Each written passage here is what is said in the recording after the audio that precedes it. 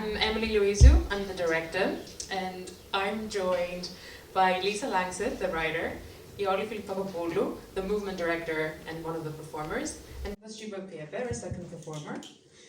So what we'll do is, I'll start with a few questions, but then please ask us questions, because I've spent many weeks asking them questions in rehearsals, so I'd love for some of you to then join us with some of your own questions. I'd like to start with Lisa and to ask you, what made you choose Daphne's myth as your source or inspiration of your play? And what made you add the element of mental health to Daphne's story?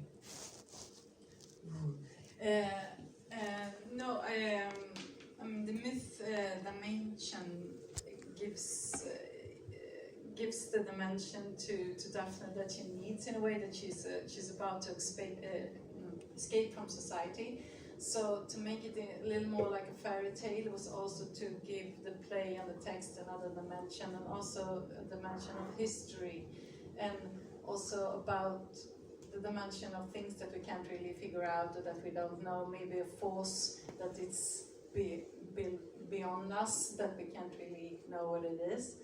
And also, but I really wanted to explore the images that we have of this kind of woman that Daphne is. You know, she's good looking, she's perfect, and all this. And sometimes we think we judge people off the surface, of the people that we meet, and just open a back door in her and show another reality of her struggles. And also, I think the hardest thing for Daphne, which I think is really interesting, is like, her life doesn't work anymore, so she needs to find a solution. But the solution that she finds, it kind of turns into extremes, because she doesn't have, so it's all easy, she doesn't have the social security around her, so she has nowhere to go. So she has to go to the extreme, because there is nothing else. So it's also about society today for me, and how mental illness is kind of her only way to be free, but still, I mean, if it's a good freedom or a bad freedom, we don't really know, because it's mental illness. So, she struggles.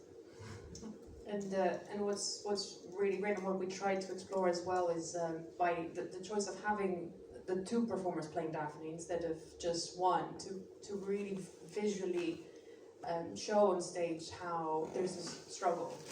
There's this almost like two people, or even more versions of one's own self are struggling and trying to come out. And in a way, we also wanted to explore how there's no perfect version of oneself, but there are multiple different versions that create us. And in a way, the sooner we come to terms with the fact that we have many pieces and many versions, the easier it's going to be to live our lives. So, Ioli, my question to you is, how did it feel to physically, first of all, explore Daphne's darker inner thoughts, a kind of unfiltered source that could be a friend, could be an ally, but could also be a very fierce enemy? So talk to us about that process, as a movement director, but as a performer as well. Hi everyone. Yes, it was very exciting. We had this idea, maybe I can share that we did quite a lot of research, and we looked into psychology a little bit, and that idea of having many different parts of oneself that we are constantly trying to integrate. So it's not just a good and a bad side, and we really wanted to insist on that it's not one of us is good and the other one is bad, one has positive thoughts, the other has negative, and a lot of the times with social media today and quick kind of fixes on TikTok or whatever, it's like, if you do these 4 things, you'll be fine, you'll be cured. So we spent a lot of time looking also at what's out there at the moment in terms of how people young people, what are they exposed to and how they're trying to feel good about themselves. And we thought that adding that other side would make Daphne more three-dimensional in a way. Three-dimensional. But in the sense of that there's a dialogue happening, and other times we're angry with ourselves, but also this dialogue happens with the world as well. So it's quite complex. So for me, it was finding that balance between the versatility of oneself and not labeling things. I think this is where we struggled. We didn't want it to become somewhere, to have a scene where you're playing the angel, and I'm playing the demon. But rather it's both all the time. It's neither good nor bad. And it keeps changing. It keeps changing, and also I have to say, I told you, Lisa, yesterday we watched Lisa's Love Anarchy, the series, and we were very inspired by the female lead character there, who is neither sexy nor happy nor ugly, but she's everything. She's funny, she's quirky, she's sexy. And she's a human, and it's not a stereotype. So we wanted to explore a little bit that idea that we don't have to fall into stereotypes. Did I speak too much? Did I answer the question? Yeah, the question is just a prompt. That's great. I have ADHD, by the way. So thank you. I'll stop you there. Thanks. Bash. So obviously we started working on the project in September 2021. Come in. So when I first approached you with the project, it was a one-woman show. And when we first R&D'd the project, it was a one-woman show. And I'm really curious to hear from you about how this second stage of the process has been to explore Daphne on stage, having this second performer, having her inner thoughts, the ability to have a conversation, to have a conversation with Daphne's own reflection. How has that been? It's been amazing. Oh, is this on? Yeah. I'll just point it on my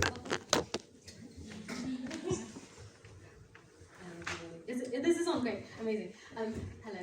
Firstly, I just want to say thank you so much for coming to see the show and supporting live theatre. It's we are so privileged to be making this show and to be doing what we're doing, and we couldn't do it without any of you. So, really heartfelt thank you.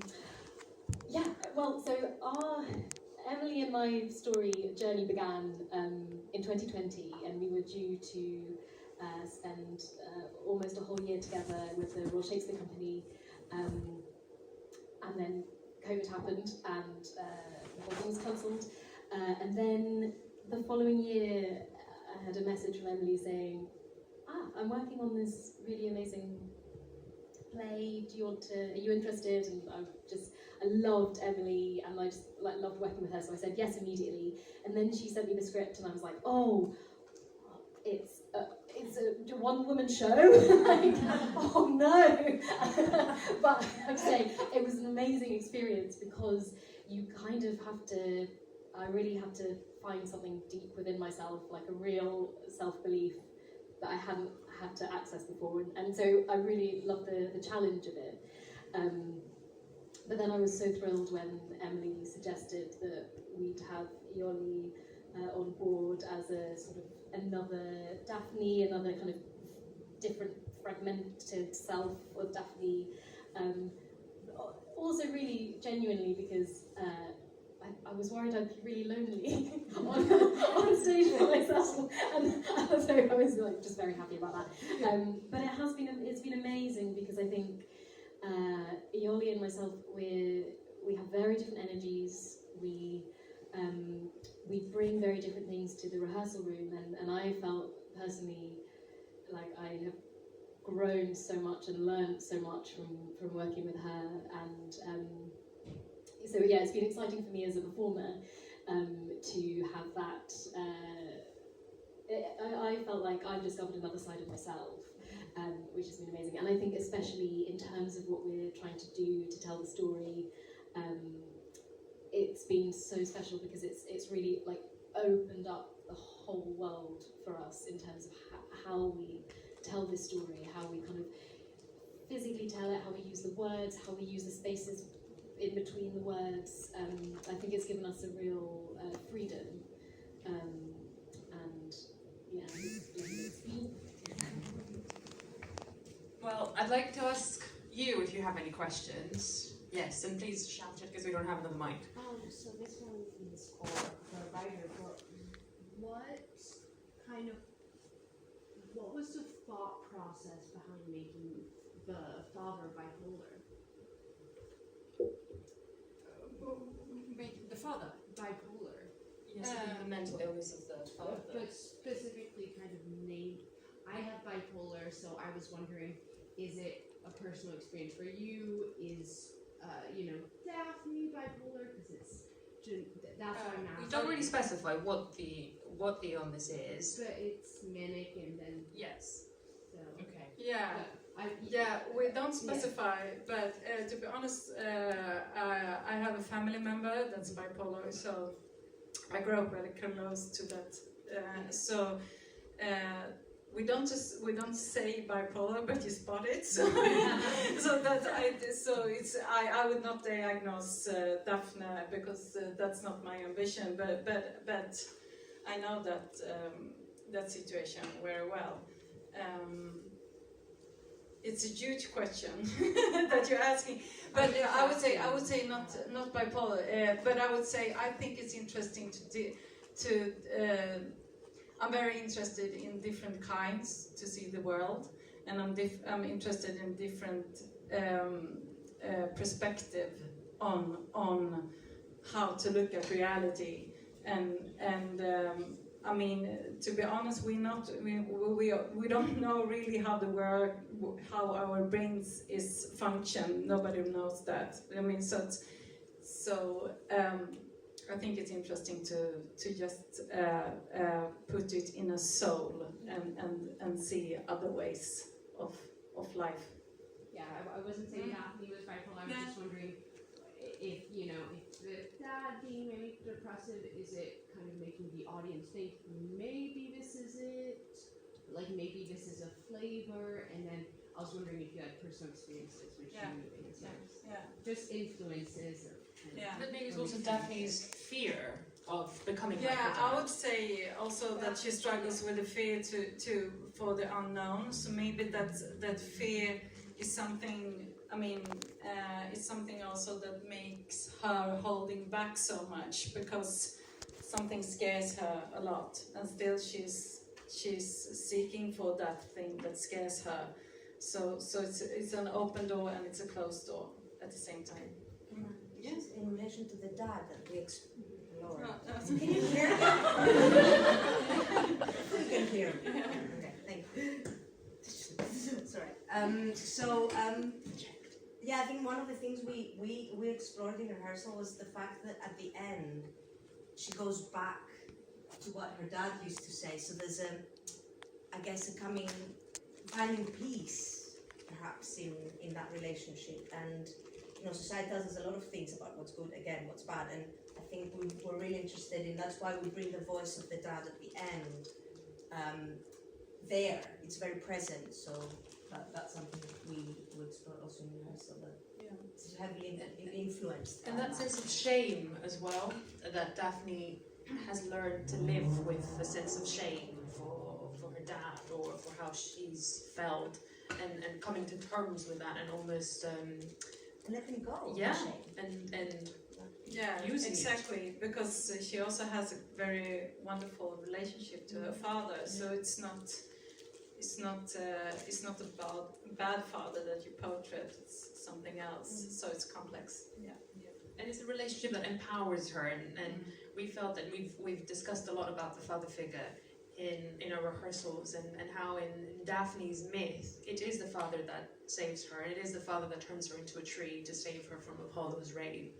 So the father figure is in our story as well, is someone who inspires and empowers and frees Daphne. Yeah. Any other questions? Alicia. Hi, and thank you. That was incredible from all sides. I don't know how to phrase this as a question, so let's try.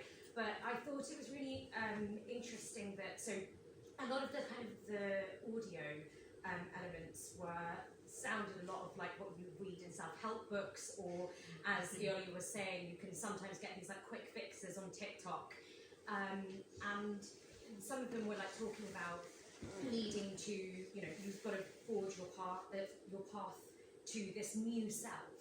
And Daphne talks a lot about like being her best self or her new self.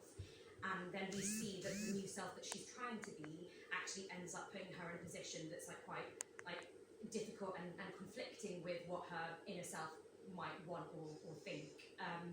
And I guess, how did you explore that? Because in a way, like a lot of what those self-help books are saying are possibly quite good in trying to kind of like, find your true self and forge the new you or whatever. Like, what did you guys think about when trying to show that? Because it also could be what I understood from what I was watching.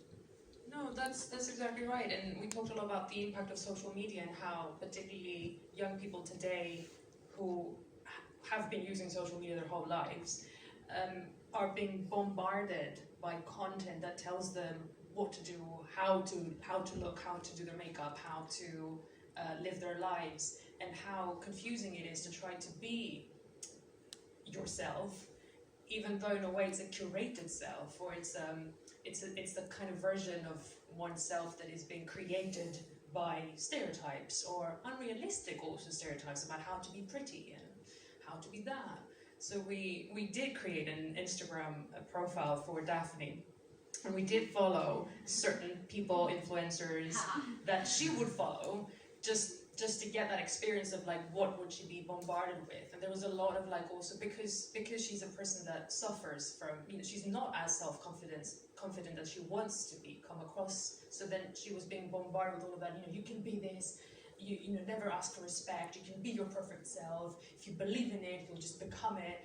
So in a way, like, all of this is useful, but then it's sort of quite vague. Yeah, but it's also, maybe it's not even, these sentences that you are having, it could be good, of course, but I think Daphne's problem is that she's divided, she doesn't have any contact with herself, and it is kind of jumping over all these steps to start to know yourself. Because if you know yourself, and if you're a whole person, you could take this, you should be strong, you should, trust yourself, and all these kind of things. And it kind of, it could really, maybe I wouldn't say it's wrong, but if you are divided, or if you have too much conflicts on the inside, it becomes superficial. So I guess that's also who reads it, or who makes it their own. And I would add to that I think Daphne has no community. She has no one. She's so lonely, so profoundly isolated and lonely.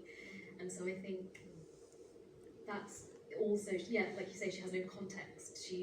There's no kind of filter from seeing these, the self-help and the images of the perfect body and the perfect life, and she has nothing to compare that to in real life and to other people around her. And that's why I think it's so beautiful, the father saying, first you're a seed, then you're a tree, then you're a forest, because that's all about community.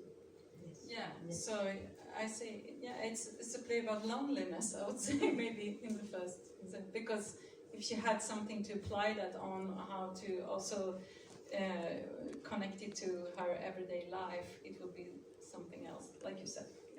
And we also came across this video of a sociologist who was saying, we create unhappy people as a society, and then we tell them there's something wrong with them. So we're pathologizing them, when actually the problem is the world we live in, And we also found an Instagram page that talks about trees and how trees can get really lonely, and about how they send signals to each other when there's like a rot or like danger or even disease. And also that's why in cities trees don't thrive if they're planted by themselves, because they don't have that community protection, and also they become too hot and then die because they don't have the shade of the other trees, and also we found so much.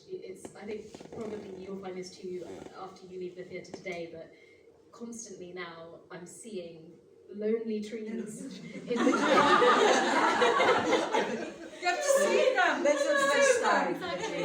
But and you see others like the city architecture, and it's all very sort of it's not really made for people, and then there's just one lonely tree without any leaves on it. I can't. It's haunting me. Cora? Can you just explain from a director's point of view a bit more about your decision to do 2 Daphnes and also to incorporate choreographed movement? And then for the performance, how did the choreographed movement help you connect to the character as well? Yeah, well, as you know, I love movement, and Ioli and I have been working together for many years, as you know. And what's another reason why I was really interested in the play was because of the mythical and the epic element, which gives a lot of space for that movement to flourish. So that was something that we've always wanted. And then the idea of the second performer was a very strange one, because the initial thought was to have a live musician, singer on stage, so Bash to be the only mover, and then the second person to be there vocally as another layer, as another performer, and then that turned into, but what if that other person also moved, and what if that other person also spoke? So it was all a very organic process, and a conversation about realizing that we don't want this to be just a one-woman show. It can be so much more than that, and it can be so much more complex, and we can really use all the different pieces and the layers to showcase the complexity of Daphne's character through text, movement, and music. So that's how it happened. How was it? Well, the only thing I'll say about this is I think every movement that you saw tonight on the stage really came from something meaningful and very specific. So there's nothing I think that is kind of superfluous or just done to look a certain way. Ioli has the most incredible ability to create, and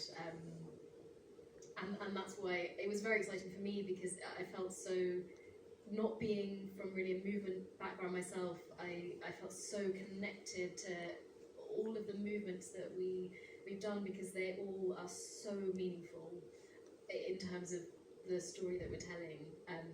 I think Ioli probably has more to say about this one, hopefully. Well, I love movement, obviously, but we, as a company, I think we're trying to do something quite difficult. I realized quite recently, which is to combine all these elements. It's not dance, but it's not physical theatre also. I'm not sure what it is, but it comes very organically, and we work. As a movement director, I love working with actors.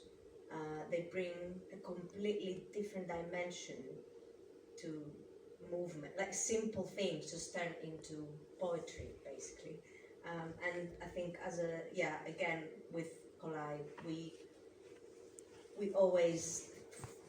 also like heightened, I guess, performances, and I have to say it was amazing to work with Bash. She was very patient with me, and we devised basically everything. I think so. It happened in the room. We didn't come in with the set that there will be a movement bit there and a movement bit there. It was rather as we are in the space, we're improvising. We come in with a small idea, a seed, and then we work with Bash, and then Emily's there, and then we kept like changing things at the very last moment. So we were building images as we were going. But then movement was also a vehicle to explore Daphne's nightmares, for example, or what it means to not be able to get off bed, but also to explore the stiffness and how she has these rules and she has to behave like this. And so we did use movement, and yeah, I guess the impulse was always to how can we use the movement world or an improvisation to explore these different sides of hers. Let's take one last question. Yes. I was curious after you saying about Daphne's loneliness and stuff, and then like seeing the dad's words and his discussion of individualism, and like wondering what his experience was with that, and what, because I read this text, I was like, oh, he's a communist, and I was like, oh, is that what it's about? But then like, so what his experience was compared to what she's experienced, or does it come from him watching her experience in this world? Yeah. I think Daphne's father is more about from a generation when that's see society as a community. Yeah. So society, I mean, yeah, he's a socialist, but it doesn't really matter what you call him. It's more about a generation. He comes from a point when he sees, you know, that the struggle is something that consider all of us, and so it's political in that kind of sense. But I mean.